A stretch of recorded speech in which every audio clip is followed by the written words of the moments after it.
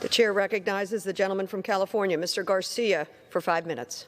Thank you, Madam Speaker. Mankind has existed on this beautiful blue marble that we call Earth for nearly 200,000 years. Yet just 118 years ago, we learned to fly in our own planet's atmosphere. As a nation, we're thirsty for something to rally behind, something that unifies us, something that we can all be invested in, be intrigued by, be passionate about, and something to be positive about. There isn't a better movement to get behind than our nation's modern space program. Some question the value of spending precious taxpayer dollars to overcome our planet's gravity to go to space, but those people aren't seeing the big picture. In the early 1900s, many questioned the value of spending so much capital and risking so many lives in hopes of conquering flight. And now we can't imagine a world in which we don't have the luxury of modern aviation. And we had no idea that a little canvas glider on the beaches of North Carolina would evolve into the modern fighter jet. We have no choice but to think outside of the box, think outside of our own solar system even, to make sure that we do not only understand the answers to the most profound questions, but to also discover new questions for tomorrow that we can't even fathom asking today. We have no choice but to better understand the extensions of God's creations, to know if we are alone in the universe, to know if there's a second home somewhere out there beyond our sights and imaginations. Failing to press on is a disservice to previous generations who have sacrificed so much and worked so hard to get us here today. And failing to press on is a disservice to current and future generations who benefit from our progress today.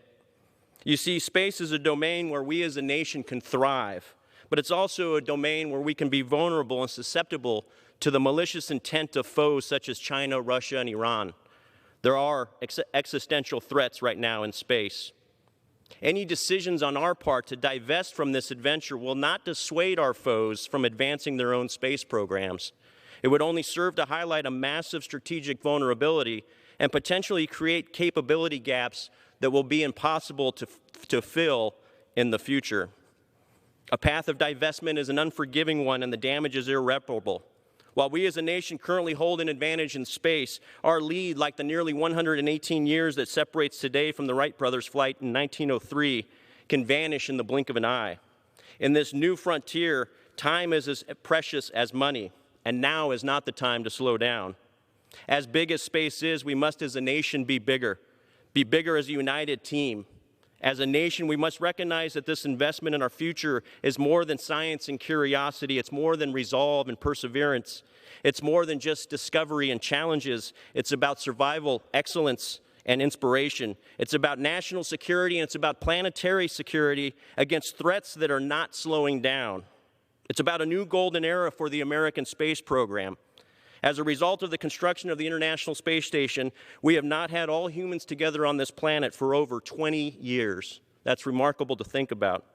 In 2020, SpaceX, who's a critical commercial partner in our quest of low-cost and frequent space travel, averaged 1 rocket launch every 2 weeks. That's 26 launches in a year, or almost 3 times the number of flights that the space shuttle did in its best year. Earlier this year, NASA successfully landed a JPL's Mars rover on the Martian surface for the 5th time.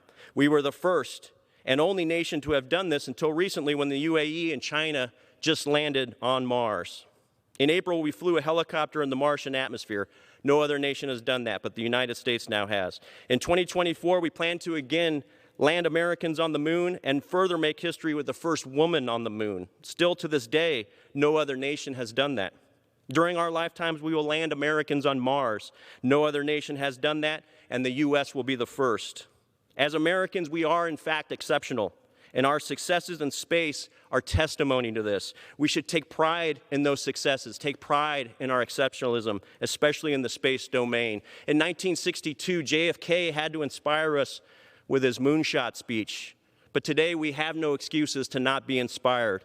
And we in Congress have no excuses to not support these exceptional programs in earnest and with pride. We have no choice. I yield back, Madam Speaker.